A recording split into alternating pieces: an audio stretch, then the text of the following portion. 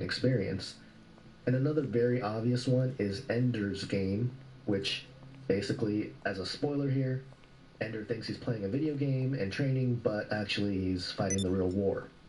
And of course, Ready Player One, where the Oasis is a giant virtual playground where you can be anything, do anything, and really earn your living because you are in this virtual state and you're playing all these different games in different settings, and it's indistinguishable what a game is and what actual real life labor is.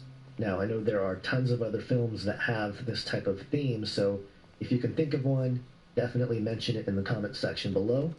But another genre that's chock full of this predictive programming is anime, where these ideas have been thoroughly explored in various ways. The most popular in recent years that I can think of is Sword Art Online, where a device, a consumer product called Nerve Gear, allows for a full sensory immersion into the virtual space. And what happens is all these people are sort of beta testing this game, and they are one of the first people to be able to join this game in this fully immersed virtual reality. And the creator of the game decides to trap these people in the game. And the thing is, if you die in the game, you die in real life, even though in real life you're just laying on a bed with the headset on. Once again, blending or blurring the line between something that's just a game and something that affects real life. Another thing to note about Sword Art Online is that their world is sort of shaped like a giant hive, and the thing about the game is that they need to go through each level and conquer each level and beat the boss to move up to the next level. And it's really kind of interesting when you think about the Tower of Babel and what that was, this tower that reaches into heaven, and you know, the idea of Nimrod and the human beings coming together to try to dethrone God. It's a very fascinating thing to consider. Maybe they had thought that this is just one giant game as well, and they were trying to beat the boss, who is Yahweh.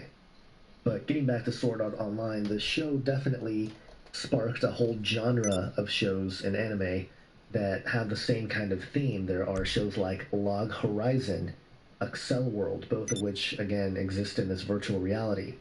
Another anime I wanted to touch on is called Batum, and in this anime, the plot basically is that a kid who is one of the world's top players of a combat video game called Batum one day wakes up and realizes he's in the game. And you have the drama surrounding the developer of Batum and his association with terrorist organizations and trying to use the players as a test subject to conquer the entire world and get rid of their evidence and, you know, that kind of thing. And the last anime I wanted to touch on is called The Tower of Druaga, The Ages of Uruk. And interestingly enough, it was made by the anime company called Gonzo, which happens to be my actual legal name, which is kind of weird. But there you have it, no association. But I'm going to go ahead and read the plot to this, and just, I mean, it's just straight up Sumerian mythology repurposed for the modern times. Check it out. Quote, "It has been 80 years since King Gilgamesh defeated the tower single-handedly, and now the tower is reborn again. The Summer of Anu is a season that comes very few years during which the powers of the monsters within the tower wane thanks to the grace of the great god Anu. Each summer of Anu, the armies of the Uruk kingdom secure their strongholds within the tower, aiming to eventually conquer the upper floors. The story begins with the third summer of Anu. The city of Meskia is the first stronghold built on the first level of the tower. In addition to the Uruk army preparing for the third campaign against Druaga, innumerable adventurers called climbers have been drawn to Meskia by rumors of the Blue Crystal Rod, a legendary treasure believed to be hidden on the top floor of the tower. Jill, a young guardian, has traveled to the Tower of Meskia, the last safe stop on the first floor of the tower. The story follows Jill, a new climber who wishes to reach the top floor of the tower. On the top floor is the evil Lord Druaga, and numerous monsters and traps inhibit the floors along the way." End quote. Now, if you're unfamiliar with Sumerian mythology, I have a link in the description section to an audiobook called Mesopotamian Mythology, and it's a really good summary of many of the Sumerian and Akkadian mythologies that predate a lot of the written biblical works. And I think it really informs us as to what was being set right when God decided to reveal his word when he did. So It's not something that, oh, it's just because it's older, it's more correct. Certainly, when the Word of God was revealed, it set things straight and focused on the things that are most important for the salvation of souls. So it's not something to be afraid of. If you want to educate yourself with some of these things, check it out, because you'll see the themes of Sumerian mythology in a lot of modern, comics and literature, TV shows, games, movies, whatever. It's all there, and they're getting a lot of it from the Sumerian mythology. So, again, I'll leave a link in the description section for that. Calling all Buffalo entrepreneurs, investors, and those who want to learn. But let me get back to gaming, because the reason why I detoured into all these other science fiction elements of, movies and anime is because those types of storylines and themes and plot lines are part of the predictive programming. It's the preparatory element for us to accept that sort of reality. And it may not look exactly like the way they depict it in these films, but really where the rubber starts to meet the road is the actual gaming part of it, because this is where people get to experience. They don't just watch something on a screen, they're actually experiencing what the characters in these virtual settings are experiencing, at the very least, through a controller and a TV screen right now. But as we discussed, there's going to be more and more immersive ways to experience this game, which again is blurring the line between what's real and what's not. And if it starts to tie into and seep into our actual economic infrastructure, which it is right now, it's going to change everything. And to add even more teeth to this argument, I want to appeal to academic authority, at least in the eyes of the secular world, a scholar named James Paul Gee. Now, he's become notorious for being the guy who advocates for video games as a way of learning, and in his 2004 book titled Why Video Games Are Good for Your Soul, Pleasure, and Learning, he stated, quote, "Learning is a deep human need. Like mating and eating, and like all such needs, it is meant to be deeply pleasurable to human beings." End quote. Now, while there are some truths to that statement, it's also true that these things, mating, eating, and learning, are designed with an element of pleasure in order to maintain the necessities for physical sustenance when it comes to food and eating, survival of the species when it comes to mating, and a more general survivalism against the woes of reality when it comes to learning. But acknowledging this would mean one would have to acknowledge a designer, God. So I understand why Gee wouldn't want to go there, not to mention we also know that excess in any of these areas, mating, eating, and even learning, largely due to the addiction of the pleasure associated with them, can lead to potential harm. With food, we already have a society that's built on eating unhealthy chemicals and too much of it. With sex or intimacy, well, we have people wanting to marry robots and avatars nowadays, which means that their desire for pleasure exceeds what a human being can offer them. And so, again, ultimately it becomes destructive for society. And while it might seem like learning can never be bad, it can be argued that the quality of what is learned and the effects of the methods by which they learned it, or how they might be able to apply what they learned for something positive in the future, is something much more difficult to quantify, not to mention that our minds are very limited. They're very small compared to the mind of God. And so to seek things that are pleasurable just for the sake of the pleasure, I don't think is necessarily a great way to go. But maybe his thoughts have evolved. Let's take a look. In his 2013 book, Anti-Education Era, Creating Smarter Students Through Digital Learning, he stated, quote, "Global warming, environmental degradation, global flows of economic speculation and risk-taking, overpopulation, global debt, new viruses, terrorism and warfare, the political polarization are killing us. Dealing with big questions takes a long-term view, cooperation, delayed gratification, and deep learning that crosses traditional silos of knowledge production. All of these are in short supply today. In the United States and much of the developed world, decisions are based on short-term interests and gains, example stock prices or election cycles, as well as pandering to ignorance. Such decisions make the world worse, not better, and bring Armageddon ever closer." End quote. Now keep in mind, James Paul Gee is no slouch of an academic. According to his own biography, quote, his book Sociolinguistics and Literacies, 1990, was one of the founding documents in the formation of the new literary studies, an interdisciplinary field devoted to studying language learning and literacy in an integrated way in the full range of their cognitive, social, and cultural context. End quote. And it's no secret that most of the people in the ivory towers of academia tend to lean left in their worldview and are totally assisting in the development of a more collectivist society where a lever for mass good is equally met with the fragility of it all that can result in mass evil. So when James Paul Gee says this next quote, what do you think he's talking about?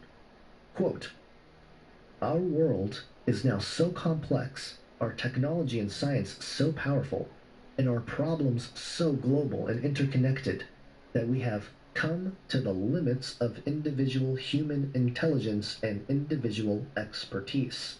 End quote.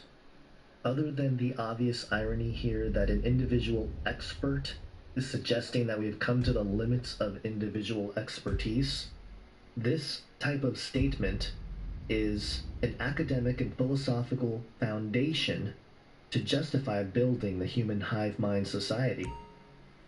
And if that wasn't enough, I mean, I can't believe sometimes the things that I run into in research that really validates what I'm going after and what I'm trying to expose here. And I think this is one of those instances where it's Holy Spirit led. I had no idea that James Paul Gee wrote poetry. And I ran into this website, poetry.jamespaulgee.com, and his featured poem here is called Lucifer. Let me read it for you. When wisdom runs dry, cataracts cover our eyes, and the world grows dark, the blind lead the sighted and claim to be seers. Lucifer is the opposite of God. Lucifer is light. That should trigger anybody who watches this channel. God must then be darkness. In the beginning, darkness defeated the light. We were born in a garden, banned from the tree of knowledge, lest eating its fruit, the world grow bright and the cataracts fall from our eyes. We ate the fruit, saw and despaired, covered our eyes, cowered in fear, and begged for darkness again. The snake in the garden, angel of light, was cursed along with us and expelled into the natural world. What is it we saw when we listened to the snake and ate the fruit that so scared and scarred us? What did we see in the light? There is a devil, his name is man. Lucifer is light that frightens us. God is darkness that comforts us, though in reality we live in twilight. What we saw in light, we are abandoned animals, left to the red claws of nature and the cold whims of chance, left to choose nonetheless.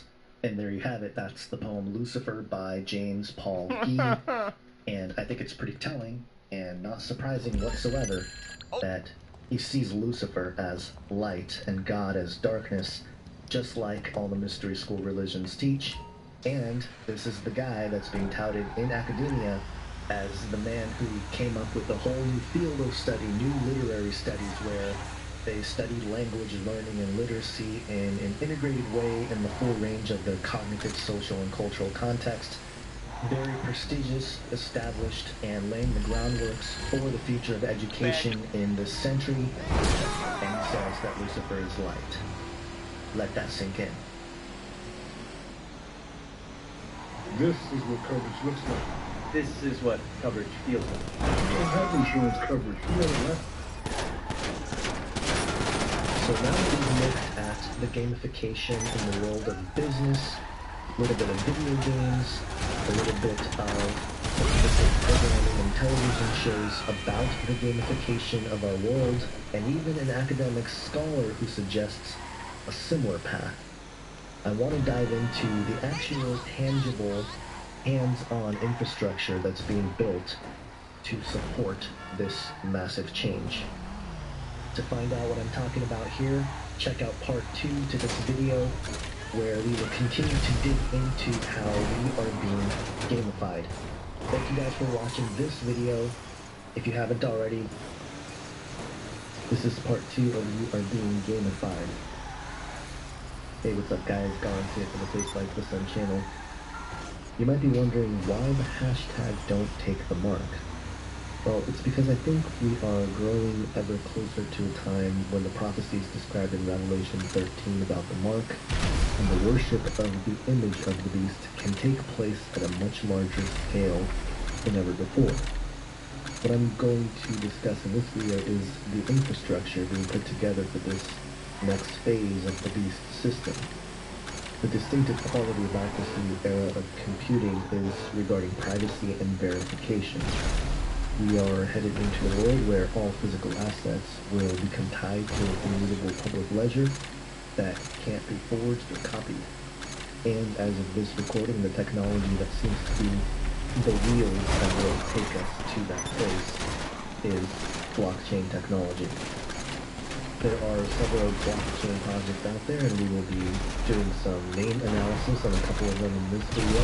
But consider a world where everything from your clothes to your pet plant, to your college credits, to your social security number, to your health records, to all the data you produce while using the various gateways of the internet, to real estate, to government policies, to corporations and their large mechanized farms to produce goods, and even perhaps such things being operated by an AI is all being maintained by a massive network of computers, recording information on a public ledger or private ledger by means of consensus, where a transaction cannot be verified without multiple agreements from the various nodes in any given network. This type of scenario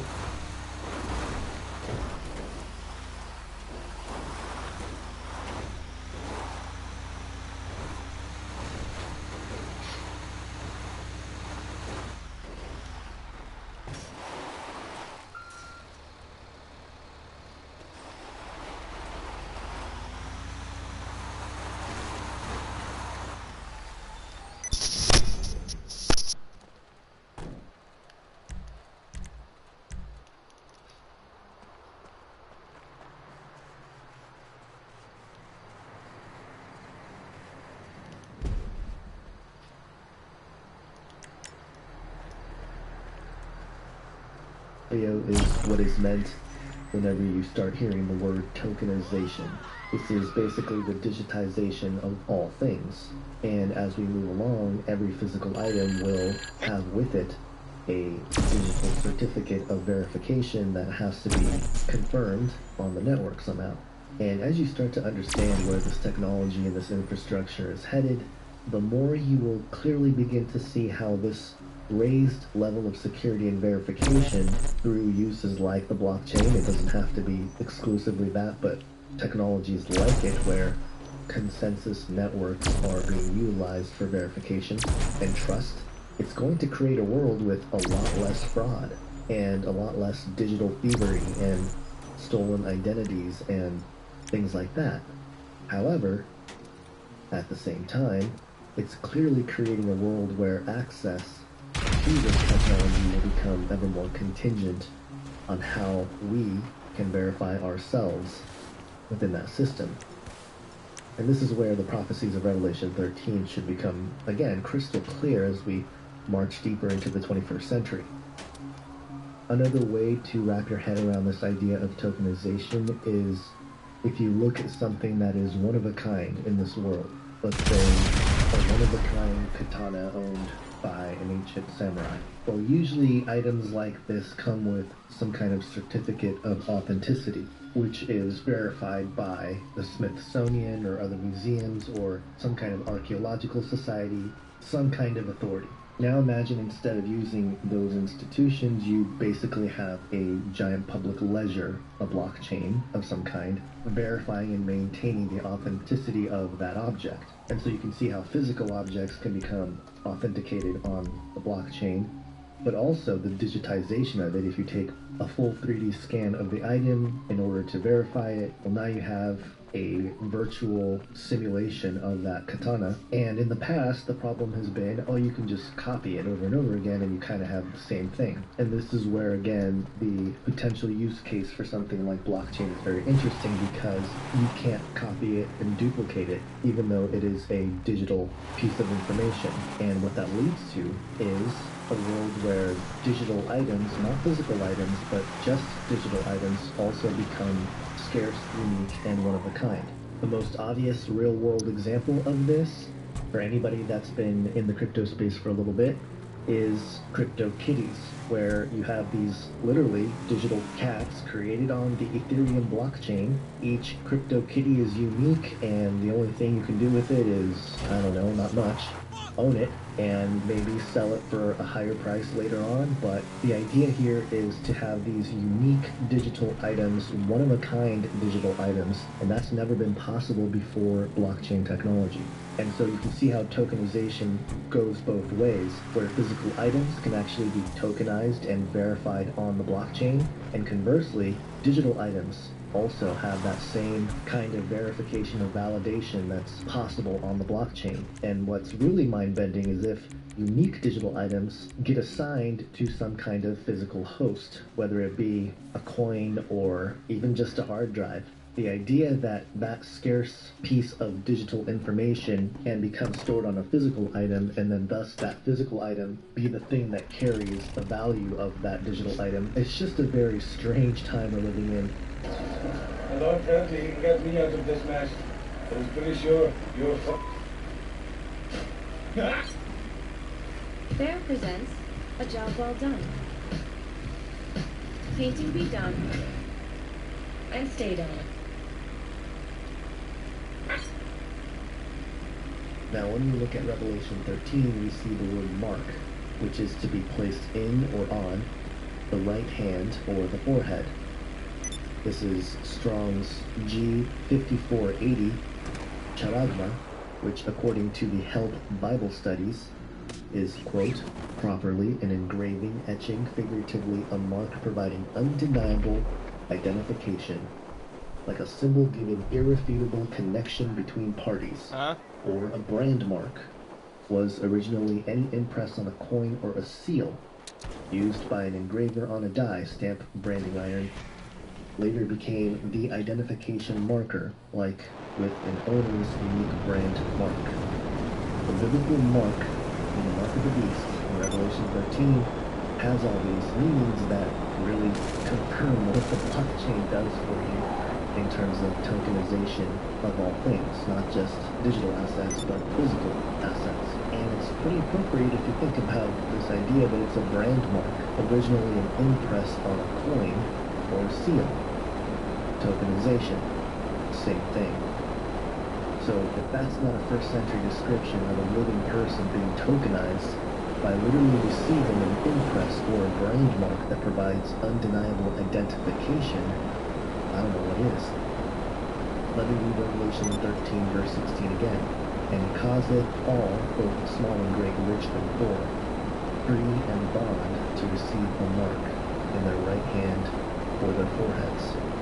And it's really been interesting to see the rise of cryptocurrency and all the people that have talked about various projects that are out there, not necessarily from this biblical point of view, but definitely attuned and aware of the potential dangers, especially in recent months, as Facebook has decided to put out their cryptocurrency project. And as of this recording, they announced that they're going to have this global coin, and at the same time they're going to have this stable coin called Libra.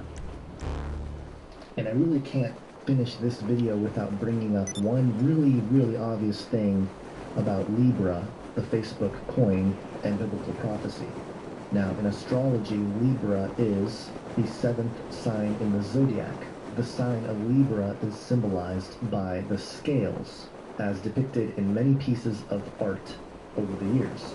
We know that Hosea 12:7 says, "He is a merchant, the balances of deceit are in his hands, he loveth to oppress." And the word for balances there is the same word for scales. But the passage that really should be relevant here is Revelation 6 verse 5. Here's what it says. "And when he had opened the third seal, I heard the third beast say, Come and see, and I beheld, and lo, a black horse, and he that sat on him had a pair of balances in his hand." Or in other translations, a pair of scales in his hand. And this is Strong's 2218 zugos, and it actually means a yoke, a Jewish idea of heavy burden, comparable to the heavy yoke resting on the bullock's neck, a balance or a pair of scales. And if you go on to verse 6, it talks about the price of wheat being very, very expensive, but also this idea that the wine and oil should not be harmed, which might suggest that the disparity between the haves and have-nots might increase even more in this time. So all that being said, is Facebook and the global coin Libra part of the third seal? We'll have to wait and see, but it's certainly possible that the powers that be are trying to make it the third seal.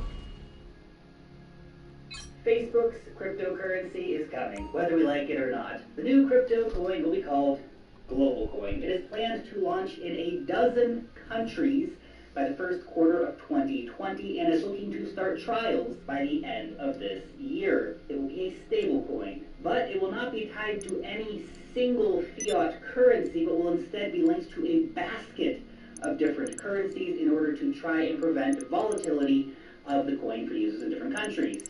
Facebook is reportedly planning big things for the coin that could include bonuses for merchants that adopt it, real-world kiosks where you could exchange fiat for Zuckbucks. And apparently Facebook employees, at least those involved in the project at first, would have the option of being paid their salaries in Global Coin. Will Global Coin be borderless?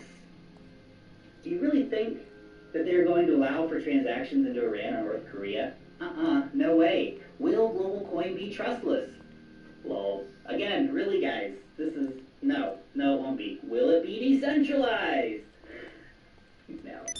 Yes, there will be 100 nodes, but they are paying for that privilege. Apparently they're paying $10 million a piece, and the nodes will be the gatekeepers. They will do the censoring of transactions. And who are the organizations who are putting their hands up and their money on the table to run these nodes? It's our good old mates, Visa and MasterCard and PayPal and a lot of others like them. So even calling Facebook's Global Coin a cryptocurrency, to be honest, seems a bit of a stretch as it incorporates none of the important things we actually assign value to in the crypto community. It's not open, it's not public, it's not borderless, it's not neutral, and sure as heck it's not going to be censorship resistant. Facebook has also held talks with the CFTC over Global Coin's cryptocurrency, and recent reports indicate that Facebook has also held talks with government officials outside of just the CFTC in both the US and the UK, specifically the US Treasury and the Bank of England, which has been particularly cryptophobic, and Western Union and the credit card companies. It just really tells you everything you need to know about Global Coin, doesn't it? Is this a good time to drop in that Facebook is also a member of the Atlantic Council, along with the world's biggest intelligence agencies, the world's biggest defense contractors, the world's biggest oil companies, and the world's biggest banks? All indicators seem to point towards the scary reality that Facebook is about to become the biggest financial institution in the world. What? And that is not a good thing, guys. Facebook as a bank, that's gonna suck big time. I honestly see Facebook Coin as almost something of a Trojan horse, a deception to get people thinking that they are using the money of the future. Just imagine that Facebook will record your transactions when you buy Bitcoin or Ethereum and then de-anonymize your address into Bitcoin so we know who owns what Bitcoin address. That's just the tip of the iceberg, of course. Funnily enough, the Facebook ledger will not be public for you and I to see, just for Facebook and their ad partners and intelligence agencies. They get all the data. And yes, the intelligence agencies are definitely going to be having a finger in this pie. It would be crazy to think that they wouldn't. Of course, your data will be hidden from other users, which is great. That is until Facebook gets hacked and their databases get released, revealing who has how much money, what they have been spending it on. Because even if they run a distributed database, there will be loads of central databases available for exploit. You know there will. It's Facebook. It's just what they do. They will be hacked. They continue to get hacked, and it's going to happen again. Remember, Facebook became profitable because it perfected a centralized model of vacuuming up your data, my data, everyone's data. Hello. The data, the photos, the information about where you are, what you're doing, who you're with, and then utilizing an ad placement service to show users targeted advertisements based on that data. This operating model is the antithesis of what we're trying to build with the cryptocurrency economy. That was CryptoLark sharing his thoughts on Facebook's global coin Libra. And if you haven't noticed, in the last couple years, YouTube has been flooded with a lot of people using crypto as part of their name to report on the various topics and news coming out of the world of cryptocurrency. And CryptoLark, being one of those people, sees the potential dangers of something like global coin. And while the mark of the beast suggests that it will be offered to anyone, you can see how Facebook isn't quite there yet, but perhaps that's due to the fact that those countries or places or people aren't in compliance with their regulations or the government's regulations or whatever that may be. And eventually, as it becomes more mandatory to oblige to certain laws or rules, it would make sense that you cannot buy or sell unless you have the mark. And this is just on the economic side of things. We're not even talking about the worship of the image of the beast, which is a whole other topic that we've gone through on this channel many times over the years. But to drive home this point even more, I wanted to share with you this guy named Crypto Crow. Again, I don't know if he's a believer, but his thoughts on Facebook's global coin were very, very interesting. Check this out. I mean, here's the thing. When I think of Facebook and I think of blockchain technology and I think of everything that Facebook is looking to do, I think they should just call the coin the beast. And as I joke about that, when you have a company the size of Facebook who could usher in something like this, likely get away with and or garner the support of the government in multiple ways. They're talking this coin, you know, the use of this coin is going to track everything. The requirements for AML, KYC, everything that they're going to do for verifying and validating, you know, your identity and things like that. This could very well become the beast.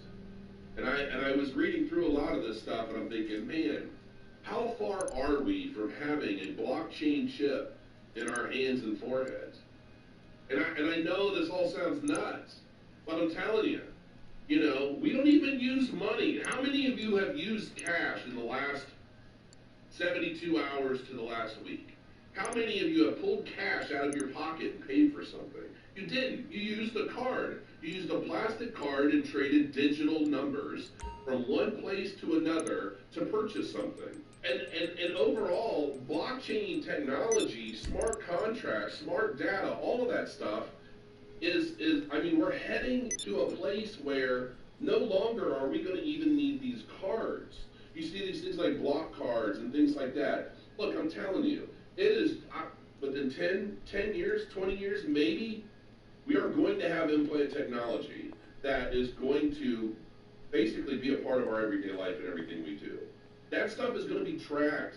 And I mean, it already is. I mean, you've got remarketing advertisements that are basically activated through pixels because of what you look for or what you Google, and sometimes I feel like what you say in your own home. And I feel like something like this Libra coin, this global coin, I'm telling you, if anybody's going to put something like that together, I could see it being them. If Facebook becomes what I think it will likely become, and the government doesn't start doing something about breaking this company up in ways that prohibit its furthering of a monopoly on multiple industries, which it now looks to be wanting to get into, it's going to become the big bad wolf of cryptocurrency. And while it's going to drive a lot of new adoption, what that adoption is going to do is going to help empower the projects, the companies, and the people involved that came before it into combating it with bigger, better things. And it doesn't matter to me how big Facebook gets. It doesn't matter to me how much support it gets from government agencies and the like, how much leeway it gets on regulation. There's always somebody bigger and better. So there you go, that's the Crypto Crow basically saying the game is on, and the battle of what we do with this technology is pretty much here. It's on. Between people that represent the forces of good and the people that are willing to do evil for their own selfish purposes. But, you know, I don't really know what Crypto Crow believes in terms of his spiritual worldview, but the fact that he even recognizes that this technology and in the wrong hands can lead to this sort of reality that's been described in the Bible for thousands of years. I think that's something. I think that's proof that we're living in these really incredible times where these things are going to begin to unfold openly and at mass scale. And as you guys know, I'm not a financial advisor. This is absolutely not financial advice, but I'm just telling you what I'm seeing happening. And the reality is, the US dollar was created before the internet was distributed to the world.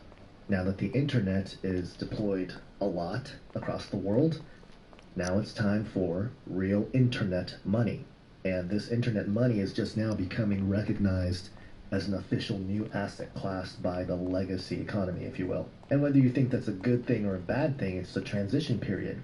And when there's transition, there's a lot of change, there's a lot of volatility, there's a lot of building and tearing down, and it's some uncertain times. But I also see this opportunity where they are going to have to do something with the dollar that's completely going to fail. And those dollars have to go somewhere. And while the so-called powers that be, they will always have a stronghold in this industry because it's economics, they still need the citizens to build the next internet, Web 3.0. And I think some of the deplatforming going on with certain content creators has to do with this push to get people to actually build that new infrastructure. And because it's such a massive task, it's not going to work simply through force, especially in our day.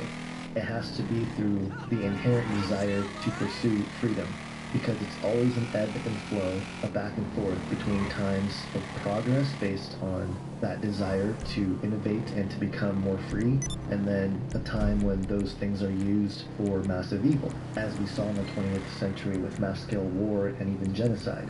But in order to fund this process, they have to actually allow people to have money. And in my personal opinion, one way they are doing that is through the cryptocurrency infrastructure and market. And that's where I say there's an opportunity there to make sure the gospel message is within the infrastructure of this new emerging technology. Regardless of how free these things might appear, it's really contingent on the computing machines that we have access to, and as it trickles down to verification based on something in or on your right hand or the forehead, that's just one thing happening. Let's talk about the genetic engineering taking place. Let's talk about the vaccines that are being mandatory in certain places, and you have this huge confluence of chaos. But here's a real important question that believers need to think about. What is going to be your job or duty in that world? You're through to your as garage. a believer, as a follower of Need me Jesus to bring Christ? you a Are you ride? going to go hide in the woods? Or are you going to be on the front lines somewhere? What are you going to be doing? And I think every believer is going to have a different answer to this. Some people will desire to just flee to the mountains or something and hide away from all of it.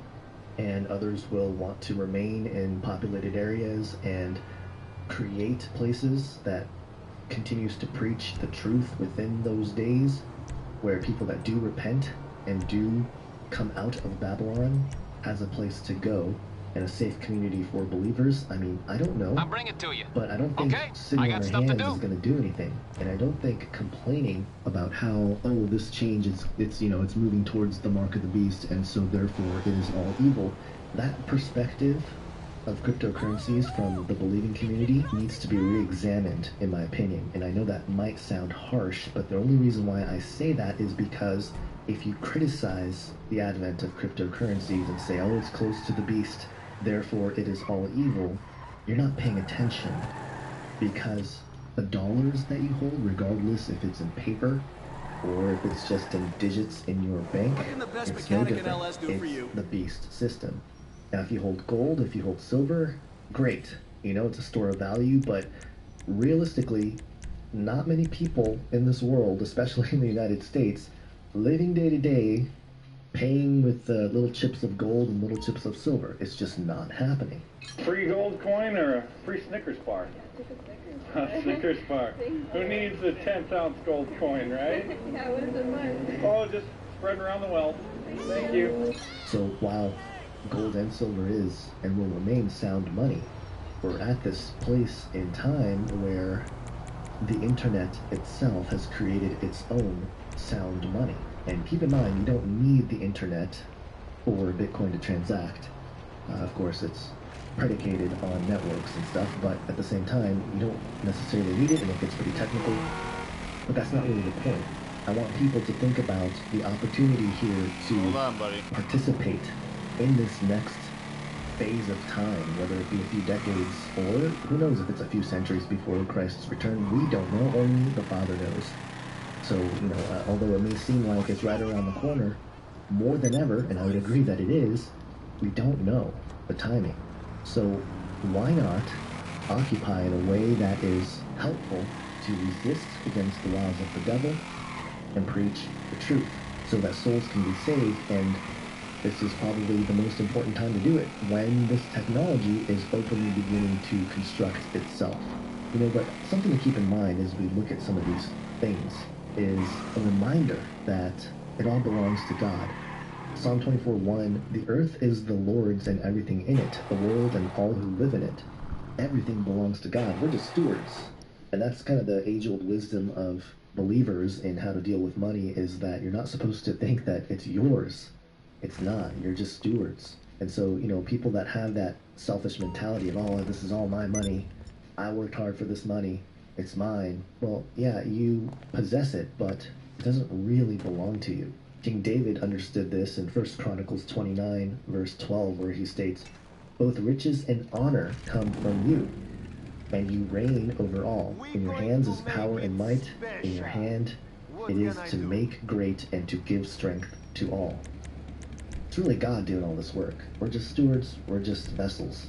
So again, remembering that all money belongs to God, when it comes to cryptocurrencies, this truly is one of those be wise as a serpent and gentle as a dove moments for believers, where owning some digital assets in the emerging economy can be a catalyst for building or maintaining, again, outlets that preach the gospel, where we can ride the waves of innovation to find new and creative ways to minister and warn the people all around the world to repent and believe, and doing it by figuring out how to bless people along the way.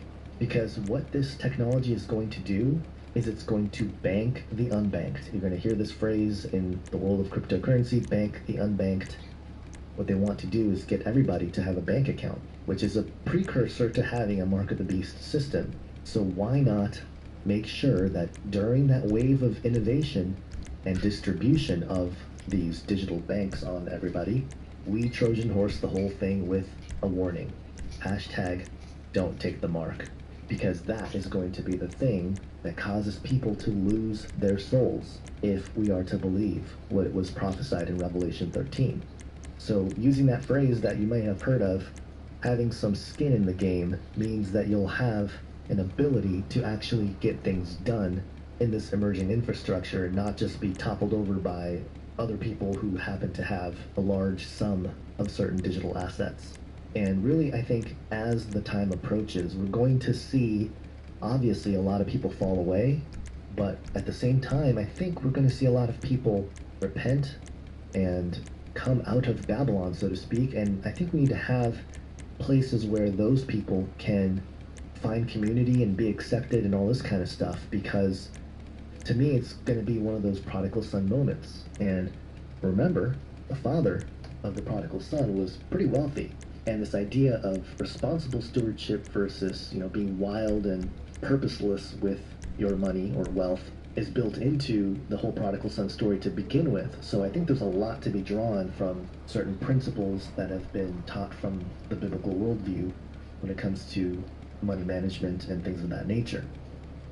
So I want to dive into a few projects here and discuss how they have tangibly begun to gamify the world. Well, that does it for this video. Stay tuned for part 3 in this We Are Being Gamified series here. If you haven't checked out part 1, definitely do so. Stay tuned for part 3. Make sure to subscribe, hit the bell for notifications. If you want to support what we do here, you could go to patreon.com/facelikethesun, or you can pick up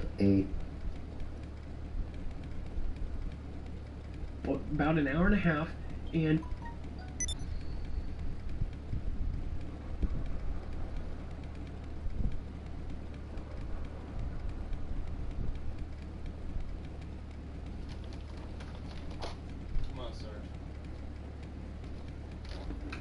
Shopping online, you're probably wasting money.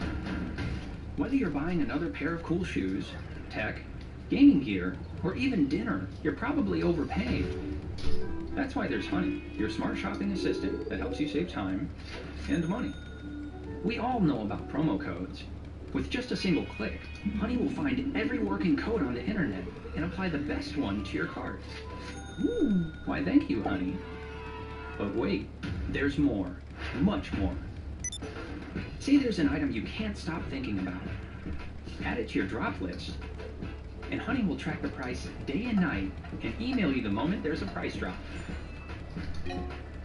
And don't even think we forgot about Amazon. Honey compares millions of sellers, even factoring in shipping and Prime status, to find you the lowest price.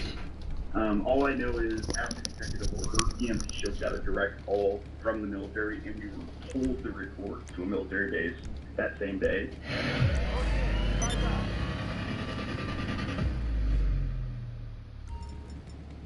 Hello, you were live on Marfugal TV. What's going on? Hey, Adam, what's going on, brother? Is this Andrew from EMP? Yeah, this is Andrew from EMP. There have been lots of questions back and forth, but either way, you know, I really appreciate you calling in like this. I really appreciate you guys supporting me in different ways. You guys have actually super chatted me. So I didn't expect that. So thank you so much. The best place that an EMP could occur would be above Kansas, actually, where I'm located right now in the middle of nowhere. And it would be roughly 300 miles, and it would be a nuclear detonation above the atmosphere. So we here in Kansas, and probably a few other states, to our border states, would probably see it being obviously a nuclear explosion, depending on the size. Most people, I mean, I'm not an expert either. So how does it going off in Kansas? I understand that it sends it out. So it sends it out so far that it will actually knock out power, say, in New York or in California? Yeah, so the variables are super significant when it comes to EMP. It depends on the elevation, depends on the size of the nuclear blast, and the amount of gamma radiation it produces. However, I can kind of give you a general explanation. So what we predict is, let's say a normal size, whatever man these days, a nuclear weapon is something else. It's going to be exposed all the way up to Canada and all the way down to Mexico, and both the east and west coast will be exposed to it. When we're talking at that elevation with a large nuclear explosion, that E1 portion will affect everybody in the United States. And there's three portions of the E1, E2, and E3. The E1 is more than likely going to fry things inside of your house. It's a very fast, nanosecond charge electrons being induced into your home's electrical system. It's not enough time for a large enough charge to build inside of the grid. Some wheels? The E3 portion I can bring them is around. what's going to actually damage the grid. You have the Earth spinning and the magnetosphere trying to settle itself. And what's happening is you have a geomagnetically induced current, which is basically it'd be the same thing as if you took a magnet over a piece of metal and you moved it around. It's building a charge. It's the same thing, but on a scale the size of Earth. This is Andrew from EMP Shield. These guys are standing up. They work with military installations. You sell your product to the I'll bring military. it by. I'll get back to it then. Has business all of a sudden started going up since the last couple of years? Is there a new fear of this, or is this something that's kind of always been around? We have seen business increase, but the thing is, the reason it's increasing is President Trump just released an executive order on April, I don't remember the date. It was about a month and a half, 2 months ago. And what he said is this is an executive order, and it says that all major government entities have 90 days, which means they have like a month left, to come up with a plan on how they're going to protect the grid. And so since that occurred, we've seen a huge spike in business. And, I've spoken to hundreds of Google family members on this, and I just want to say how do you guys, but what brings you in today? I've seen an increase in questions since then. Certainly, after executive order, EMP Shield got a direct call from the military, and we were told to report to a military base that same day. So obviously, they're very concerned. How or why they're concerned, I don't know, and I couldn't really tell you. Even if I did know, I probably couldn't tell you. But what I can say is that if there's an executive order and the military is calling people saying we need a solution now, then it's probably a pretty big concern to them. Wow. So So you were actually called in, or the folks you work with were called in, and they sat you guys down and wow. Yeah, so they called us in to start working on solutions. That's correct. You know, we should be preparing in a similar sense, basically, that instead of, you know, maybe we're not eating the most healthy things, but we're certainly eating food storage or water filtering or multiple different things and redundancy in place just in case something does happen. But yes, to answer your question, I think people should be prepared. And Homeland basically stated that the American population should be prepared for up to 6 months in case of an emergency. Yeah, that's another thing they keep putting out, that we should be ready for 6 months. The government's putting that out. For the government, not for us. EMP protection vendor to provide military-tested EMP products. So we're doing grid-level stuff right now. I can't really tell a whole lot about it, along with about 5 or 6 other technologies that are not publicly released right now. And once they are employed, the grid will be asked to be up in 6 to 9 weeks. However, until they're employed, it could be, pull out your magic 8 ball.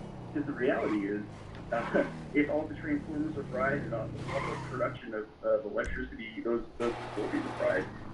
So it could be 6 months, it could be a year. If we get what we're hoping to get here pretty soon, we're going to start working to get the grid up and running, you know, after an EMP in a month or less, hopefully. This is one of the most common questions I get. And it's Google family, it's the hundreds and thousands of other people that call us here at EMP Shield, but they say, well, why do I need it? So the first thing is I'll go back to 1869. It's called the Carrington event. And so the EMP Shield protects against EMP, solar flares, lightning, and power surges. Everything, which is military tested. And so in 1859, you had the Carrington event, which was a very large solar flare right around the time when the telegraph came out. It was so strong that railroad tracks bent, that buildings were burned, wires were melted, and people were injured. And if that occurred these days, which we've had a couple near misses, it could be significant. And so the first thing, and I always tell people is, look, if you add EMP Shield, at least you're going to have a home to live in. Because if that happens nowadays, a lot of houses are going to get burned down. So the second thing is, when the grid comes back up, your stuff is good to go, kind of like you mentioned. So, and then the third thing is, if you have an EMP Shield, your car will still function. This is important because a lot of people aren't planning on bugging in. They're going to bug out. There's 2 other reasons. The first is lightning. And I know it's not an EMP thing, but lightning is a serious concern for people. And if your house gets hit with lightning, your house is fried. So, you know, if you have an EMP Shield, basically you don't get a successful. No fire, and then the time. And then the last thing is, and this is actually a lot of Google, and thumbs up to all the Google family members, seriously, because a lot of you guys have solar backup systems, generators, and all these other really cool things, and I had a pleasure talking to you guys. But if you're like those people and you have a backup power system, it will still function. The automobiles, how does that actually work? Yeah. For those who are watching now, we have a EMP Shield for your vehicle, which is actually one of our best-selling products, because everybody's looking to bug out. And so the way it works is, like I mentioned before, you've got free electrons that are induced in your home, your vehicle, the grid.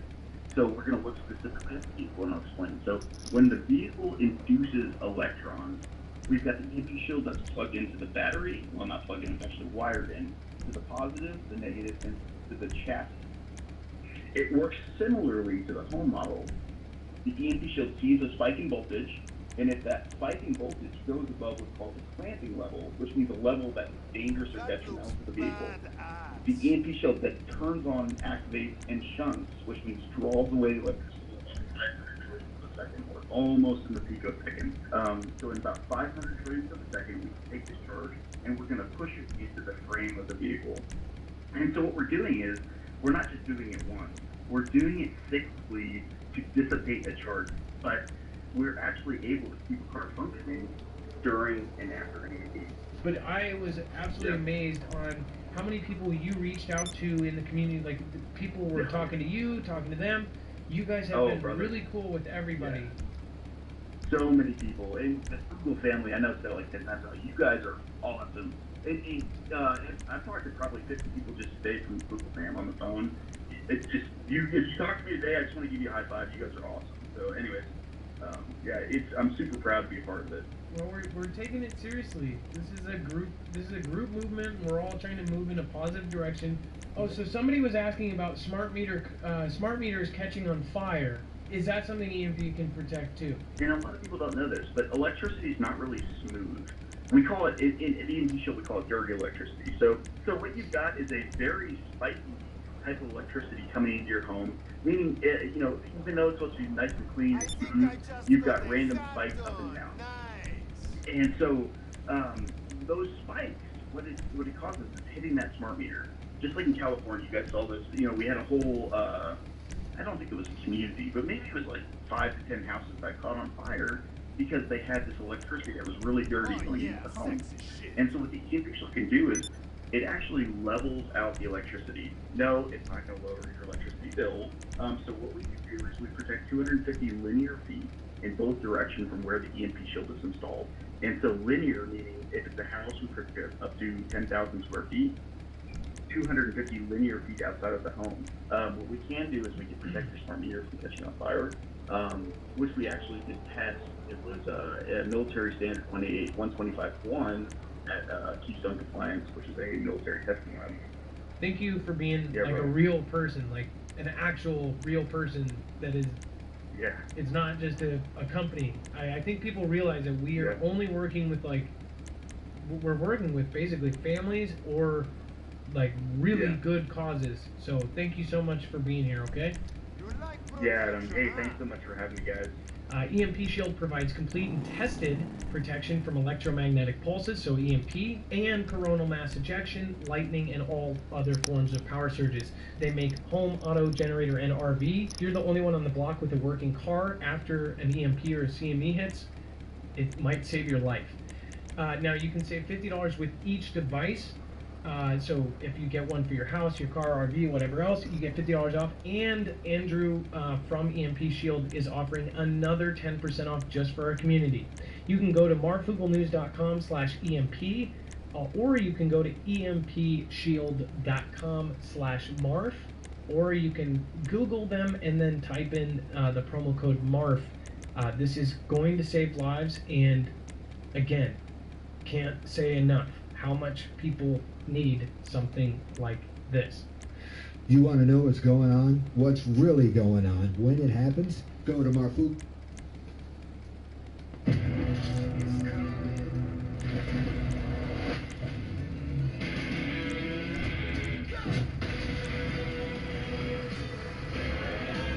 This is our way of taking the extra precaution. So we're hearing preventative. This is multiple times tonight. We're hearing about the sterile protection team and all this other stuff.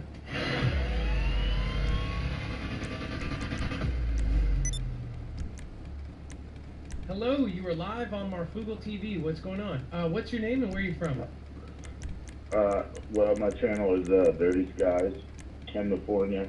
I just wanted to let everyone know I went and took my wife to the ER just a few days ago here in Redding, California, and they had signs out before you got to the ER, and they wouldn't let you in until you were questioned by a nurse about travel and, you know, what your symptoms were.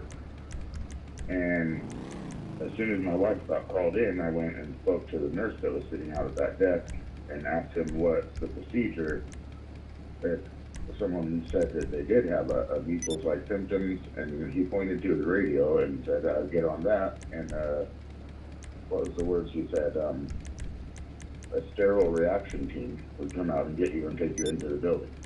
Wait. A sterile reaction team? What is? I've never. Yeah, his words. I made a video and posted it immediately. Okay, this I want to see. What is your channel name again? Dirty Skies. Okay. California. But instead of Cali, it's P-H-E-N. Oh, okay, I got it. Thank you. And is it S-K-I-E-S? Yes. Looks like people are already typing it. It's just a few days ago. If you scroll down on my video section and look for just the measles, huh? Oh wow! Look at this. Okay, do I have your permission to play this? Yeah, absolutely, man. Any of my stuff, I'm not a copyright bubble. Okay. I just want people to pay attention. Okay, I'm gonna full screen this. I'm gonna play this. This is a, what did you call them? You called them a sterile reaction team? He said a sterile reaction team would come out and take you into the building. That just sounds like hazmat suits. Yeah, exactly. And if you look at the comments that are connected with that video, we've got a couple of people that are nurses and used to be nurses, and they're all saying, yeah, they don't do that for measles. Wait a second. Yeah, why would you used to invite your friends? You used to invite your friends' kids over to catch the measles because you wanted to get it over with. You only got it once.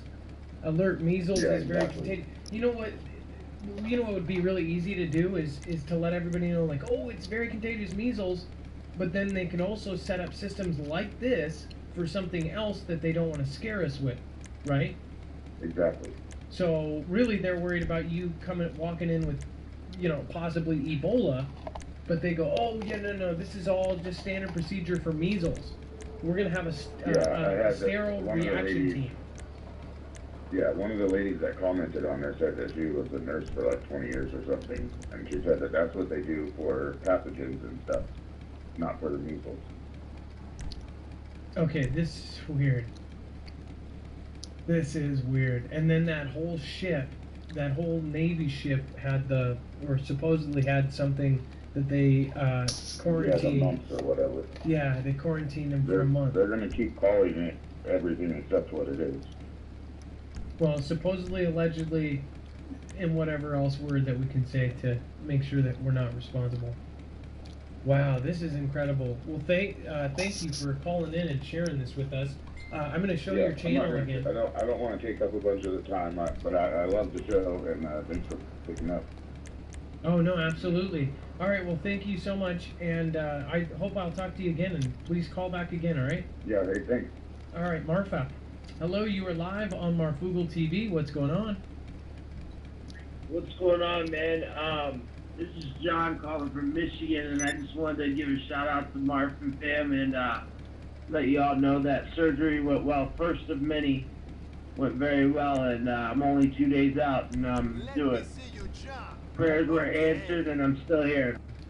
That's great, John. And I'm proud to be a member of the Marf fam. Well, thank you. We're proud to have you. Is there anything else that you've been watching? I'm sure were you laid up in the hospital at all, or? I was in the hospital. I went in at like 8 o'clock in the morning, and I was out by like 11:30, 12 o'clock at night. But I'll share on video at some point in time exactly what happened. But this was like kind of like the first surgery in a long time, and it was an outpatient surgery, but in the hospital. Does that make sense? Yeah, basically. And there were some procedures that they went through. Because of all of these super bugs that are being passed from hospital to hospital. Did I say that right? Yeah. Okay. Procedures that I've never been through before. They made me. It was like going through like a chemical tank before even prepping for surgery. Wow, that is. 3 hours of the surgery was prepping for the surgery, and that was like literally going through a chemical wash. You know what I mean by that? Yeah. So they were making sure that everything was sterile. But is that normal, or is that something? Oh, most definitely. But they came out and told the wife and I right up front. They said, "Hey, this is a new thing we're starting here at this particular hospital all over, but I know they are, but a particular thing we're starting here in West Michigan in regards to the superbugs that are coming out and everything, and that are being released out into the hospitals, and this is our way of taking the extra precaution." So we're hearing preventative. This is multiple times tonight. We're hearing about the sterile protection team and all this other stuff. They're doing some weird things. Oh my God! It scared the crap out of us, Marf. It scared the crap out of us because the nurses were awesome. They were nice. If only they would have done. Never mind, I'm not going to say that. I'll say that they were awesome. They were nice as can be. But again, when you get those people coming in suits, and then you're leaving your wife at that door, and you're like, okay, is this the last time I'm gonna see my wife or what? What the hell's going on? And then they, pretty much, went through the spiel, and again, like I said, it was literally like I don't want to say a scrub down, but it was walking into one of those tanks and being literally scrubbed down, and yeah, a decontamination unit is, I guess, is what they call them at the hospital now. And they said this was something new. But this was something that... Yeah, they're not doing it. They're doing it for everybody. They're not just pinpointing certain people out. They're trying to prevent superbugs like the flesh-eating virus MRSA, and so on and so forth. And it was pretty crazy and wild. I had something called bursitis from the beginning of the surgery to the end. Like I said, it was a very sterile. It was a very big thing before surgery. It was about a 3.5-hour prep time before surgery of having to be sterilized to have the surgery done. No, that sounds wild. Well, thank you, John. Never had to experience that in my life, and I've had plenty of surgeries. No, I've never heard of it. So, well, thank you, John. Keep the love to the Mark fam, man. And again, I appreciate all the prayers, and keep up what you're doing, man. I'm trying to keep ahead and watch you as much as I can, brother. And again, I just wanted to give a special thanks to everybody in the Mark fam and for all the prayers, like I said. Well, I'm praying for you to have a fast recovery, and I know that there's actually a pretty big group here that I know all get together and they're praying for you. So thank you so much. You have a wonderful night. God bless you. And please call in again.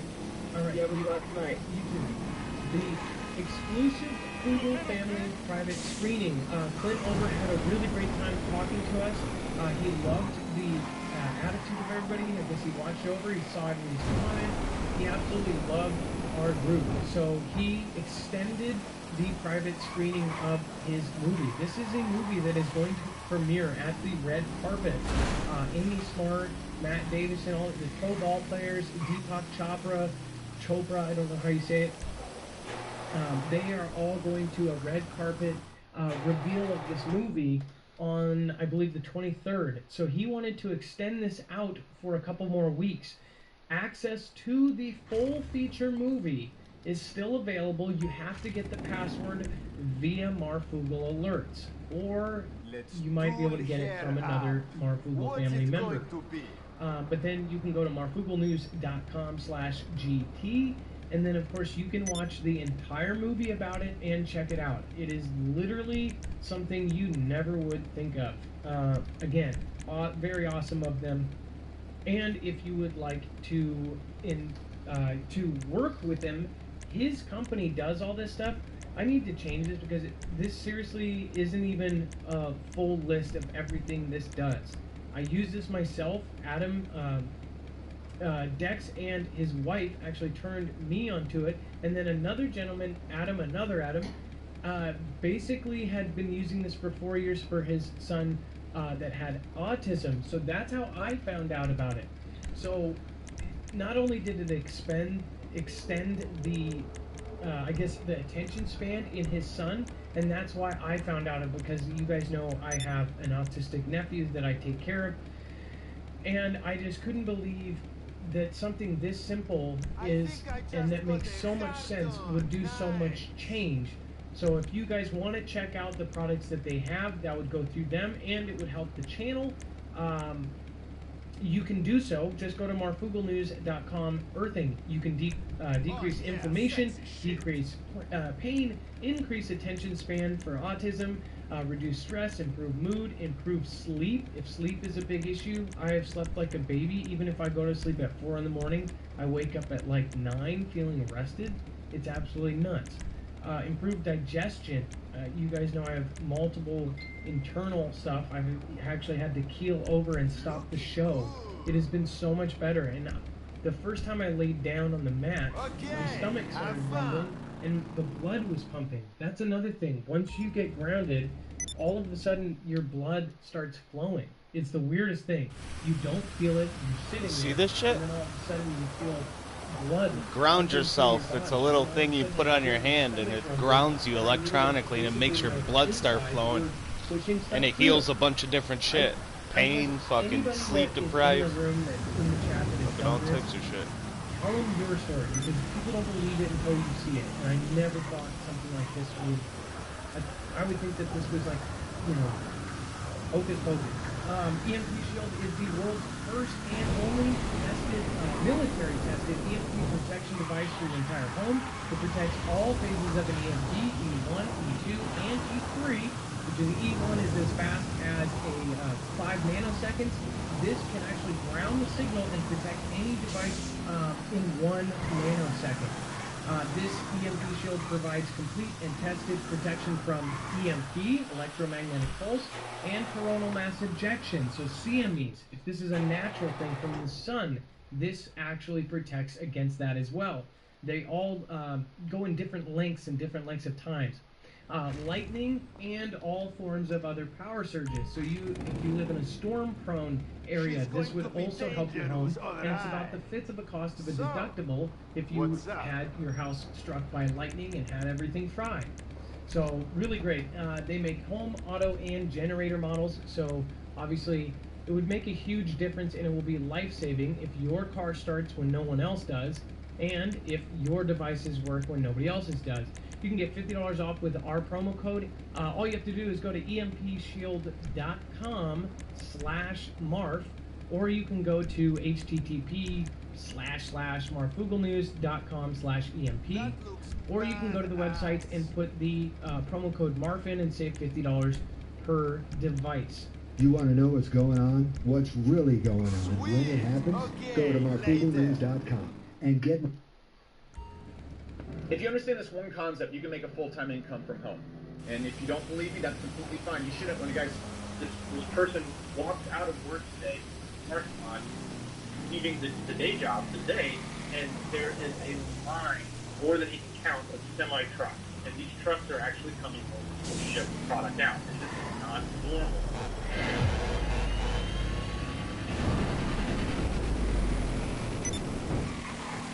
What's up, guys? It's Adam, aka Marf, and this is Marfugal News. So we have some urgent information that we are passing along. And again, what we have here is a network of people that are giving us information, and we are trying to pass it on. Now, some of the information is not exactly right for this platform, so we are going to put anything that we leave out of this video into our Marfugal alerts. Now, this is very concerning, and we will explain why it is concerning. You definitely want to stay tuned. Now, I have Dex here, and he is on the phone with me, and he just got off the phone with a military insider. Dex, are you there? Yes, Adam, I'm here. And yes, that's right. I was speaking earlier with a military insider out of the Tucson area, and I've got really alarming news about the activities going on at Raytheon. So, for anybody that does not know who Raytheon is, can you first explain what Raytheon does and kind of their gig and their place in this? Yes, certainly. Raytheon is a large military defense contractor. They build a lot of equipment, specifically in the Tucson area. They post at the headquarters of the missile division. I think they operate out of Air Force Plant 44. And they've been there for quite some time. And if you're not familiar with Raytheon, you may be familiar with some of the actual missile names. You've heard them in past engagements. Things like the Sidewinder, the Tomahawk missile. It's a really interesting named one called an exo-atmospheric kill vehicle. I love the name of that for some strange reason. The Stinger and the Patriot missile, we've heard those sure as well. And they've got many others. Very large missile manufacturer. So these are basically all of the deadliest missiles in the world this plant makes, and we've had calls around it before as well. We've had people that worked there and said that they were on high alert. That was about 4 or 5 months ago. There was a woman who called in and said that her, I believe, husband was basically saying that the entire place, which is run like a base, was on high alert, and then that was kind of, nobody really mentioned it since then, and now we are hearing some alarming news about what is actually physically going on right now. So can you explain, I guess, what kind of information you got from this person? Sure. Sure, Adam. This person, it goes hand in hand with the high alert. It makes a lot of sense what I'm hearing from this person. They basically describe the environment at Raytheon for the past year or so as being an all-out production, like cranking missiles out faster than they've ever done it before. Matter of fact, I think the description was they have never seen this type of scale. You calling for some wheels? I'm Johnny on the spot. I'll hook you up. One other time in their history, and that was the lead-up to the Gulf confrontation. The Gulf, use the W word there. And apparently, they're I got stuff to do. Like a missile every minute and 30 seconds. So do the math on that. And when you think of a minute and a half, you think of like a plant making M&Ms or something. It's like, this is a missile. How can they even make them that fast? That's insanity. And these are the You're through to your garage. most You advanced missiles need me in to the bring you a world. ride? So it's basically been pumping out missiles, and then now what's going on? Well, yeah, and they've been, obviously, in doing that, they've been upping their production and increasing the output. They've been building new buildings, revamping old buildings, and, just basically a huge sense of urgency has been placed upon them, specifically from top brass. Like, the top brass, the military is coming in saying, get it done, get it done, get it done. And basically everyone there is on edge, is the description I was given. And it's so out of the norm is the description I was given. And they said you can almost feel or even taste something in the air, something's going on. And they haven't felt this way before. And now one of the biggest deals, and this is where it gets really concerning, is what just happened recently. Was this today, yesterday, or the day before? I was, by what the notes that you gave me, I couldn't tell. When was the event? Yeah, so it's really interesting. The call, I ended up having two calls with the person. So first off, I'll bring it to you. They were calling us I'll get back to work. The environment, what was happening, and gave a couple of other examples, like there was, one day they came into work, and the parking lots were full, and there were crates everywhere, and tarps over everything, and there was nowhere to park, and it turned out that they were, expanding the name of it, the Iron Dome, I think is the technology. Now, what I wasn't sure, they actually thought that they had deployed the Iron Dome there. I'm not 100% confident on that. I do know, and I did confirm through some research, that the Raytheon company was tapped by the other country that begins with an I that makes the Iron Dome to actually build the missiles for it. So there is a connection there. So, like, these strange things that have happened that are really a big deal, and are just really stretching the group. The other one they were telling us about was they have a $2 billion order that is boxed, shipped, and ready to go for the Saudis, right? Saudi Arabia. And at the last second, the U.S. says, no, we're not shipping it to them. They're pulling back on it. Now, this is kind of interesting because I don't know if this is, as a $2 billion order for a large company like Raytheon is a big deal, right? And a lot of red tape had to go through, a lot of hoops were jumped through, a lot of, I's were dotted, T's were crossed to get that deal. And you don't just walk away from $2 billion. So something is up there, and I don't know if it's, if the U.S. is wanting to, retain that equipment, or if they're using it as some sort of leverage with the Saudis. But I was told there is a complete order ready to roll for $2 billion worth of equipment. They were going to ship it out, and boom, it was pulled back, and they can't have it now. So that was the gist of the call. And to your point, Adam, something alarming happened. So as if that wasn't alarming enough, like the rate of missile production, the tension that's in the air, the fact that everybody's just, really on high alert. This person walks out of work today, parking lot, leaving the day job for the day, and there is a line, more than he can count, of semi-trucks and these trucks are actually coming in to ship product out, and this is not normal. It's normal for them to ship a product out, and it's normal for them to execute trucks, but never to be this many, more than you can count. Said it was very much like a drill, like a surreal environment.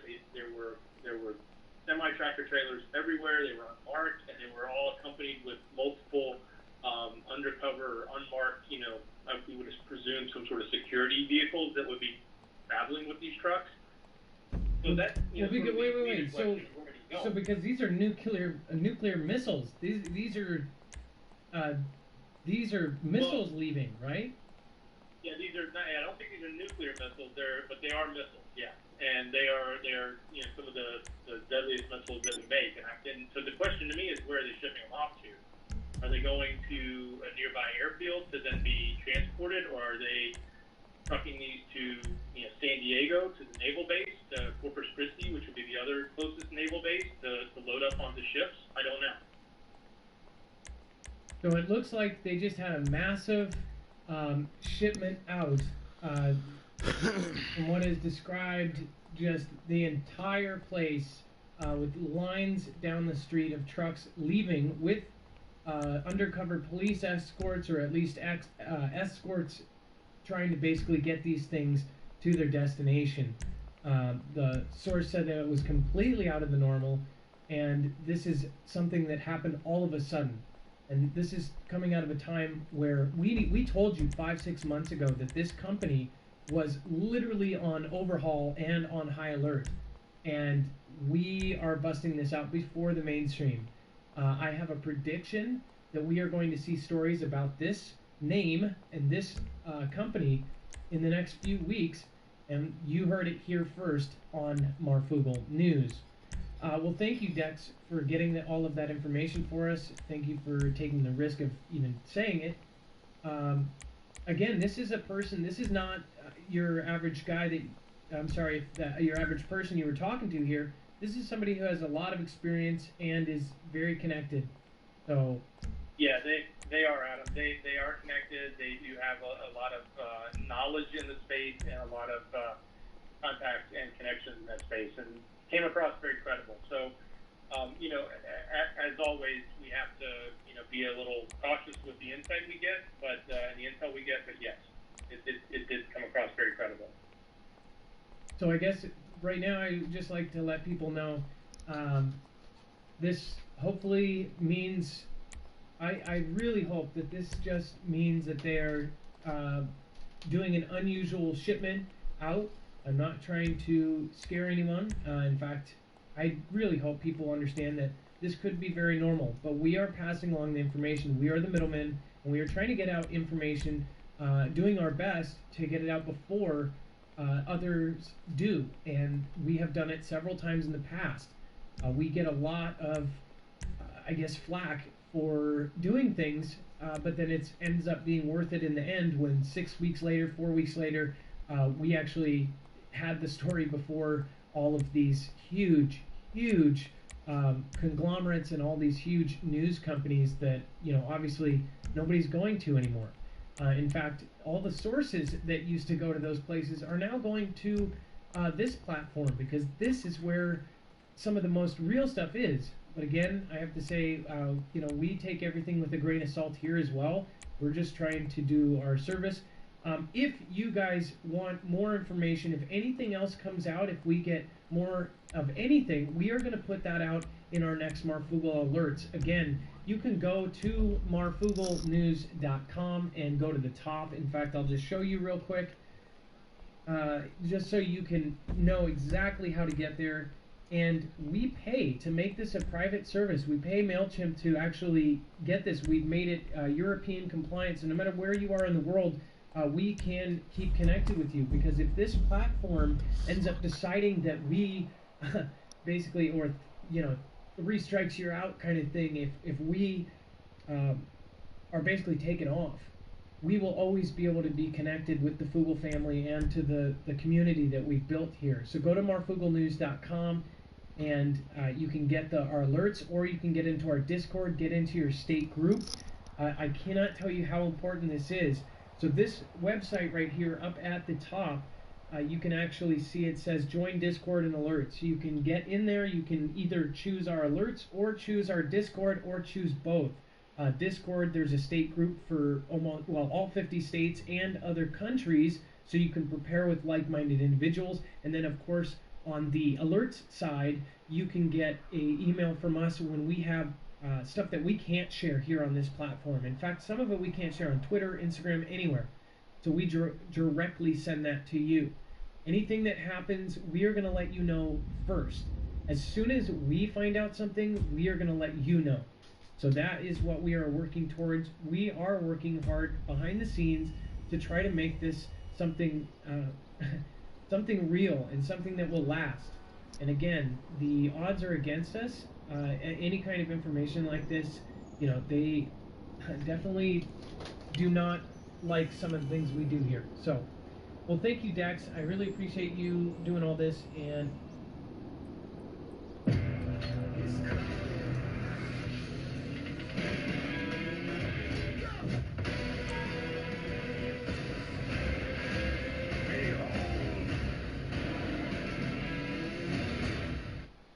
this is one of the riskiest shows I've put on. And I never say that. I never just say that for effect. I don't do this just for this and that. People want to say views, this, that. We get the same amount of views on the show every single night. Tonight, though, I am actually, for the first time in a while, worried about saying some of the information that we have received.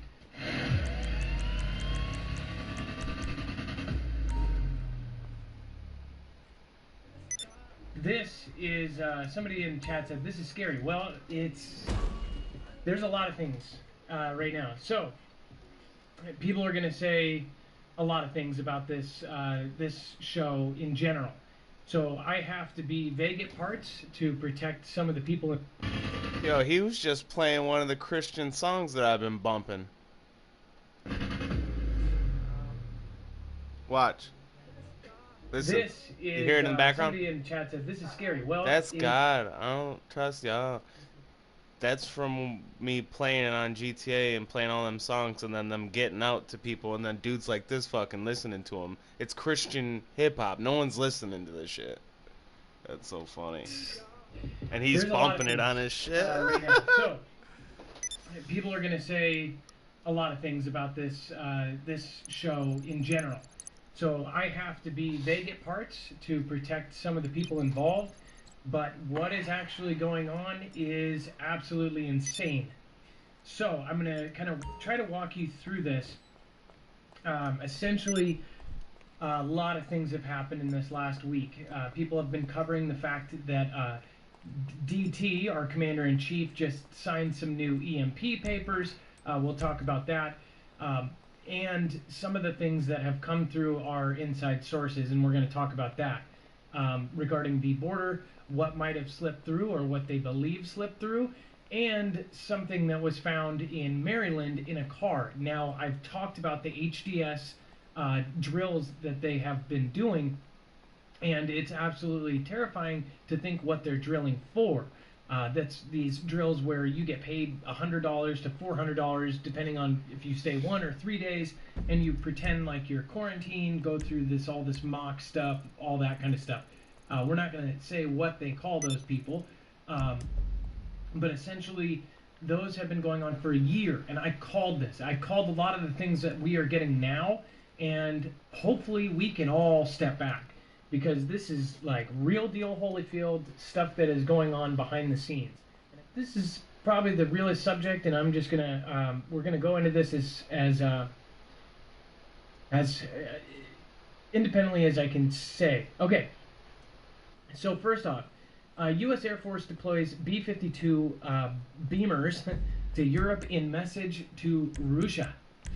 The U.S. Air Force recently deployed 6 nuclear-capable B-52 bombers to Europe for theater integration and flying training exercises with regional allies and NATO partners, a move viewed as sending a strong message to Russia over there, which is celebrating the 5-year anniversary of its military annexation of Crimea. a bomber task force of B-52 Strata Fortresses, airmen, and support